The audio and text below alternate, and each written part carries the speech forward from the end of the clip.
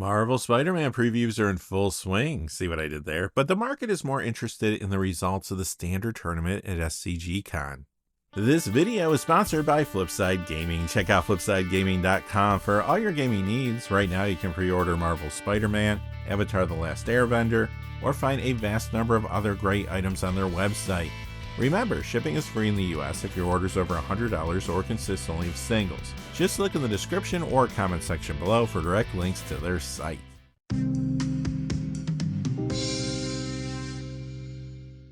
Hey there, this is John from Heroes and Legends, and welcome to another edition of the Magic the Gathering Market Watch. As I said in the cold open, the market has been reacting to the results of the standard tournament at SCGCon all week. This time, we'll be looking at the top 10 cold cards and the top 10 hot cards of the week. As always, our lists are based on two pieces of criteria: the percentage change in the value of the cards, as well as the change in the number of sales from week to week. We'll quickly look at the cold cards, and then we'll spend a little more time on the cards moving up in price. Quickly before we get started though, I do want to say thank you to one of our Hero and Legend tier channel members, and that is Joseph Capitani. Joseph, thank you so much for your support as a channel member. I really do appreciate it. Thank you for all the comments you leave as well, and for showing up for the streams. All of it means a lot, definitely, so thank you. And now, without any further ado, let's get into it. We'll begin with the top 10 coldest cards of the week. Now, many of the top 10 cold cards have recently been moving up in price, but you know how it goes. Cards get hot for a time, and then the market moves on to other things. Anyway, let's jump in at number 10, the Indomitable, down $1 to $4. That's a 20% decrease. This is from the Lost Caverns of Ixalan Ahoy Mateys Commander deck. Last week, stores began to receive a restock of the Lost Caverns of Ixalan Commander decks, so some of the cards from those products are beginning to trend down. Number 9 is Chaos Defiler, down $1.01 to $10.56. That's a 9% decrease. This is from the Ruinous Powers Warhammer 40k deck. You might remember that this was climbing due to additional commander play it was seeing around several cards from new releases. It's still a solid card in Legacy, Commander, and 1v1 Duel Commander, but the market is moving on to other things, so this slides down some this week. Coming in at number 8 is Celis Rune Knight, down $1.06 to $5.67. That's a 16% decrease. This is the foil copy from the Final Fantasy Revival Trance Commander deck. It is still a solid card in Commander and 1v1 Duel Commander, but a lot of Final Fantasy product is in circulation now, so Celis continues to trend down. Number 7 is Legion Extruder, down $1.10 to $11.62. That's a 9% decrease. This is from the Outlaws of Thunder Junction's The Big Score subset. It has been appearing in several decks in multiple formats, but its standard potential was the key driver for the card's recent price increases. The most popular standard deck that runs Legion Extruder is 4-color Manufacturing, and that deck just didn't take off in the way some anticipated, leading to this retraction.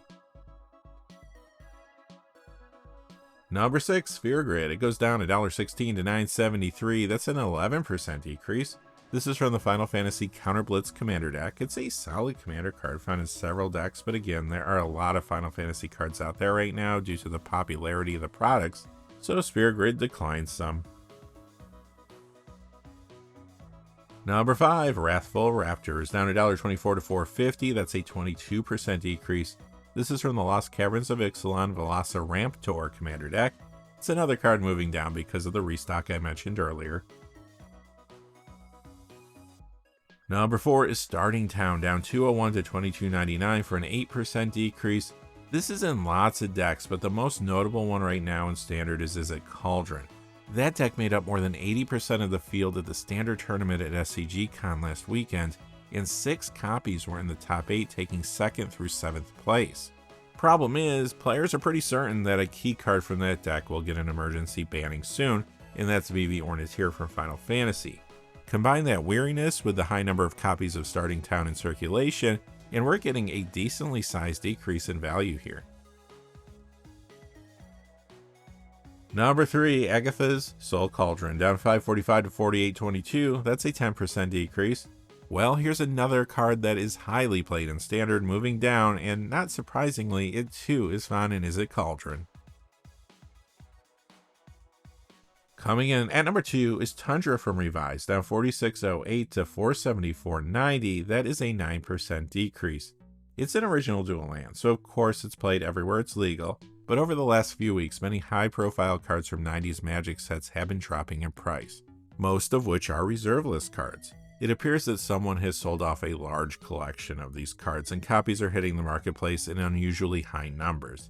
If you've been interested in some cards from this era, you may want to take a look at prices right now. You could be pleasantly surprised.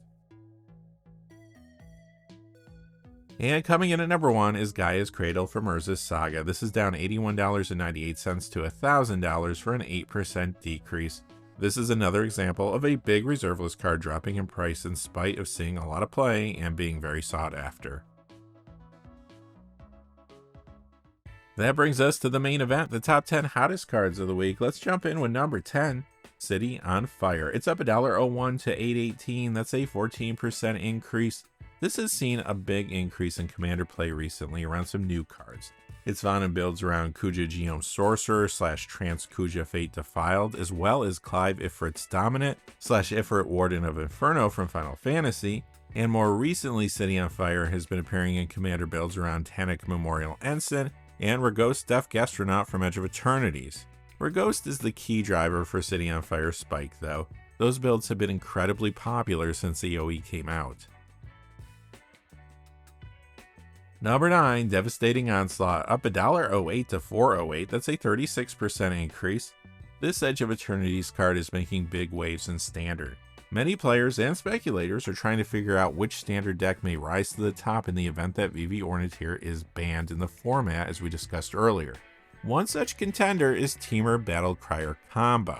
In this build, Devastating Onslaught combos with Railway Brawler to give you 2 20/20 creature tokens with Trample and Haste until end of turn, as long as you pay 2 for each X of Devastating Onslaught's casting cost. Since the build runs ramp and cost reducing effects, the combo can go off as early as turn 4. There's also a Jund version out there, but so far the Temur one has been more popular. Devastating Onslaught is also found in several Commander builds, both old and new, like Atali Primal Conqueror and Sammy Wildcat Captain, for example. Sammy also comes from Edge of Eternities. However, Devastating Onslaught's price increase is really due to the standard Temur Battle Crier combo build. Number 8, Oyer Exenil Deepest Might, up $1.35 to $11.25. That's a 14% increase. I mentioned earlier that the Izzet Cauldron deck dominated the field and the top 8 in SCG Con Standard Tournament. However, the deck that took up the second largest amount of the field was Mono Red Aggro. There were 2 copies of that deck in the top 8, and they took 1st and 8th place, although their builds were a little different. Not all versions of the deck run Oyer, but the one that came in 8th place had 2 copies in the main. If VV is banned in Standard, Mono Red Aggro may become the new top deck in the meta, so this card is creeping up some. It's important to note that Oyer Exenil Deepest Might is also a fairly popular commander, and in the 99 builds around some new cards like Tannic Memorial Ensign and Ragos Deaf Gastronaut from Edge of Eternities, as well as VV Ornithir from Final Fantasy. But standard Mono Red Aggro is the true catalyst for Oyer's price increase. Number 7, Nova Hellkite, up $1.57 to $3.25. That's a 94% increase. Another Edge of Eternities card moving up because of Standard. This is found in the Mono Red Aggro decks that we were discussing a moment ago. There were 3 copies of Nova Hellkite in the main and 1 in the sideboard of the build that came in 1st place at the SCG Con Standard Tournament. The Mono Red Aggro deck that came in 8th place was running all 4 copies in the main. If that wasn't enough to spike this card, Nova Hellkite also appears in the popular Temur Battle Crier combo deck we mentioned earlier as well. Additionally, it's in standard Mono Red Dragons, Boros Aggro, Gruul Aggro, and Temur Aggro. This is a card to watch in the coming weeks. Moving up 2 spots this week to number 6, Helia Guided by Light, up $1.82 to $4.38. That's a 71% increase. Another Edge of Eternities card here. Last week this was moving up mostly because of its role in modern Boros Energy. But truly, what a difference a week makes. Now most of those decks have dropped Helia. However, Commander is still pushing its price up. After all, it has been a fairly popular commander, and it's found in the 99 of a lot of builds, including Hopus Theme from Final Fantasy and Ragos Deaf Gastronaut from Edge of Eternities. You know how popular those Ragos builds are if you've been watching these videos recently. Over in 1v1 Dual Commander, Helia is in builds around Cloud Midgar Mercenary from Final Fantasy, but Rigost is the key driver for Helia Guided by Light's price increase this week. Quickly before we get to the top 5, just a fast reminder, this video is sponsored by Flipside Gaming. Check out flipsidegaming.com for all your gaming needs. Right now you can pre-order Marvel Spider-Man products there. You can also pre-order Avatar The Last Airbender products as well. And they have a whole lot of other great items on their website, Magic related and otherwise. Remember, if your order's over $100 or consists only of singles, shipping will be free in the United States. And if you're looking for a direct link to their site, just check out the description or the comment section below. I do have links posted in both of those places. And now, without any further ado, let's get to the top 5. Coming in at number 5, Chandra Spark Hunter, up 205 to 899. That's a 30% increase. This has been seeing a lot of commander play. Some players have been using it to upgrade the Edge of Eternity's Counterintelligence commander deck, while others have been putting in fresh builds around Kilo Apogee Mine from there. Chandra Spark Hunter is also in decks around some other new cards like Rigost Deaf Gastronaut from Edge of Eternities, Cesareo Wandering Gambler from the Final Fantasy Revival Trance Commander deck, Belthier and Fran from the Final Fantasy main set, and Dr. Eggman, as well as Sonic the Hedgehog from the Sonic Friends and Foes Secret Lair. However, the format moving Chandra Spark Hunter's price the most is Standard. Chandra's in many of those mono red aggro builds that we were talking about before. In fact, the version of the deck that came in first place at the Standard tournament at SCGCon had 2 copies in the sideboard. This is in other Standard decks too though, like Mono Red Dragons, Gruul Delirium, Naya Aggro, 4-color Kona, Jeskai Oculus, and sometimes Boros Aggro. Coming in at number 4 is Seize the Spotlight. The copy from the Outlaws of Thunder Junction Most Wanted Commander deck is up $1.47 to $9.98. That's a 17% increase. The one from the Streets of New Capenna Cabaretti Cacophony Commander deck is up $2.75 to $9.71. That's a 40% increase. This is moving up since it has been seeing some additional commander play around new cards. It's in decks now around Shadow the Hedgehog and Knuckles the Echidna from the Sonic Friends and Foes Secret Lair, as well as Zidane Tantalus Thief from Final Fantasy, and Rigost Deaf Gastronaut from Edge of Eternities.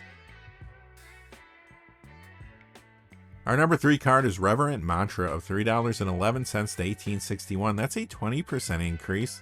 This 1-print wonder is found in pre-modern Rebels and sometimes Azorius midrange. However, the format really pushing this price is 1v1 dual commander. Reverent Mantra is in some big decks there like the ones around Felia Exuberant Shepherd and the very popular Cloud Midgar Mercenary from Final Fantasy. Number 2, Razorkin Needlehead. This is up $6.19 to $10 for a 163% increase if you're doing the math at home. Yet another card from that standard mono red aggro deck that we've been talking about. This is consistently a 4 of in those builds, including the ones that came in 1st and 8th place in the standard tournament at SCGCon. And that's clearly the main reason for the spike you see here. Sometimes this is in standard mono red dragons as well. Plus, Razorkin Needlehead is getting some additional commander play around new cards from Final Fantasy.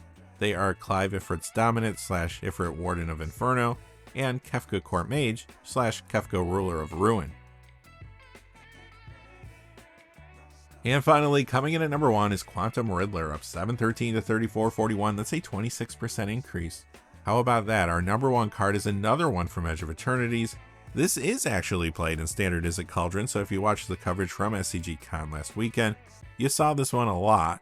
With the possible emergency banning of Vivi Ornithir on the horizon, why are people not afraid to pick this up? Well, mostly because it's just a solid card that's being played in many other decks in various formats. In Standard, you see this in a couple additional builds, Izzet Prowess, which also runs Vivi, and Simic Omniscience. Over in Legacy, Quantum Riddler is found in Doomsday and Yorion Beanstalk Control, although Modern is the format moving this price the most right now. Over there, you see this in the very popular Esper Midrange and Goryo's Vengeance builds. Plus, it's in some other Modern decks too, like Azorius Control, Esper Control, Sultai Midrange, Blink, and sometimes Simic Midrange. Quantum Riddler is also appearing in Amanatu, the Fate Shifter builds in 1v1 Dual Commander, but Modern is the key driver this time. That's going to do it for this very interesting episode of the Magic the Gathering Market Watch. A lot of new cards from Edge of Eternities, a lot of red cards which you don't typically see on the Market Watch, a lot moving because of Standard, nothing really moving because of all the Spider-Man previews, which I would not have guessed. Every week is like a different story, so we'll have to see what happens next week. I am going to try to do a stream Sunday, either late morning, early afternoon, and play some MTG Arena, so make sure your notifications are on. That way you'll know when I do go live. And feel free to stop by, even if you just say hi. We can talk about other things too, aside from the stream. If you want to talk about this episode of the Market Watch, there's a lot to unpack here. We can do that. Until next time, that way, thanks for watching. If you enjoyed the video, please give us a like and subscribe, and have a great day. Hey, thanks for watching. This video is made possible through the generous support of viewers like you on Patreon. Check out the description below for links to our Patreon page, as well as our Amazon affiliate store, where a small percentage of all sales will also help support the channel. Finally, if you haven't had a chance yet to subscribe, hit that subscribe button so you don't miss any of the new videos on Heroes and Legends. Talk to you again soon, and have a great day.